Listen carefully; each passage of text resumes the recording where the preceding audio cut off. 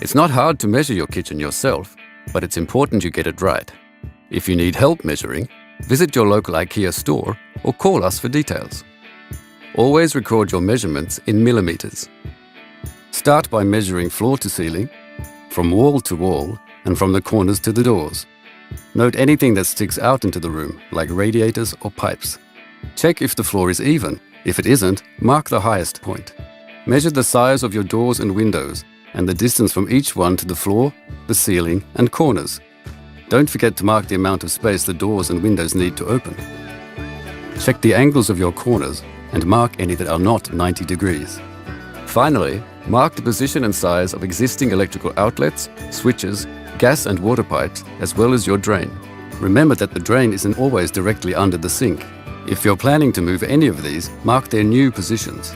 Pay particular attention to the current position of your ventilation outlet, as this can be difficult to move.